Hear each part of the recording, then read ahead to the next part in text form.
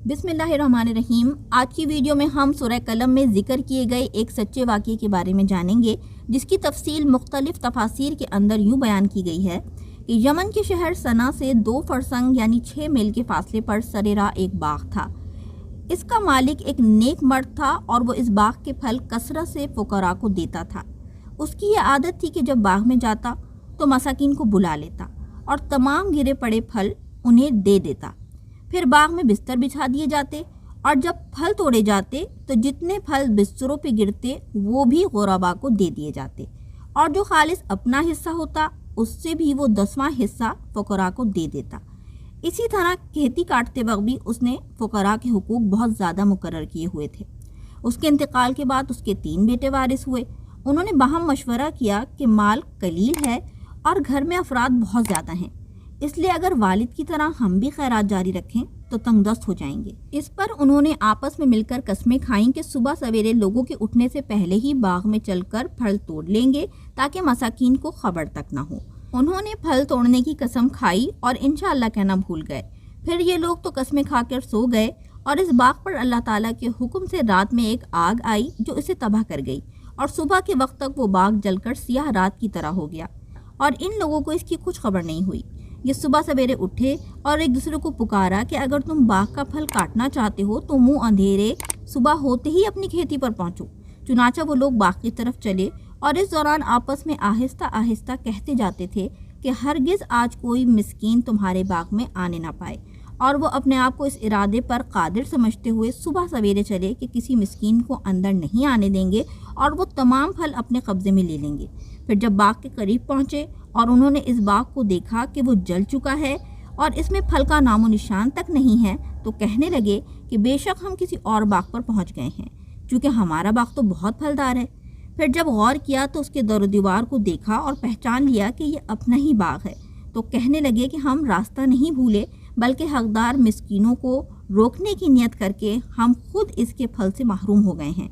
इनमें से जो अक्लमंद था उसने कहा, क्या मैं तुमसे नहीं कहता था कि तुम अल्लाह ताला की तस्बीह बयान करो और इस बुरे इरादे से तौबा क्यों नहीं करते और अल्लाह ताला की नेमत का शुक्र क्यों नहीं बजा लाते। इस पर सब ने कहा कि हमारा रब पाक है, बेशक हम जालिम थे। और उस वक्त वो मलामत करते हुए एक दूसरे की तरफ मुतवज्जह हुए और आखिरकार इन सब ने एतराफ़ किया कि हमसे ख़ता हुई और हम हद से तजावुज़ कर गए। वो कहने लगे, हाय हमारी ख़राबी, बेशक हम सरकश थे कि हमने अल्लाह ताला की नेमत का शुक्र अदा ना किया और अपने बाप दादा के नेक तरीक़े को छोड़ दिया। उम्मीद है कि हमारा रब हमें इससे बेहतर बदला दे। अब हम अपने रब की तरफ ही रग़बत रखने वाले हैं और उसके करम की उम्मीद रखते हैं। हज़रत अब्दुल्ला बिन मसूद रज़ियल्लाहु ताला अन्हु ने फरमाया कि इन लोगों ने सच्चे दिल से तौबा की तो अल्लाह ताला ने इन लोगों की तौबा कबूल फरमा ली और फिर इन लोगों को उसके बदले एक दूसरा बाग अता फरमा दिया जिसमें बहुत ज़्यादा और बहुत बड़े बड़े फल आने लगे। इस बाग का नाम बाग हैवान था और इसमें एक एक अंगूर इतना बड़ा बड़ा होता कि उसका एक खोशा एक खच्चर का बोझ हो जाया करता था। अबू खालिद यमानी का बयान है कि मैं उस बाग में गया था और मैंने देखा कि उस बाग में अंगूरों के खोशे हबशी आदमी के कद के बराबर बड़े थे। इस वाक़ये से हमें यह सबक मिलता है कि सदक़ा व खैरात और नेक नियति का असर माल में खैर व बरकत और उसकी फरावानी का सबब है। यूं ही बुखल और बदनियती का समरा माल की हलाकत और बर्बादी है। इस कुरानी वाक़ये से ये भी मालूम हुआ कि सच्ची तौबा कर लेने से अल्लाह ताला ज़ाइल शुदा नेमत से बड़ी और बढ़कर नेमत अता फरमाता है। चुनाचा अगर बशरी तकाज़े के तहत कोई गुनाह हो जाए तो फ़ौरन तौबा और इस्तिग़फ़ार की जानिब मुतवज्जह होना चाहिए।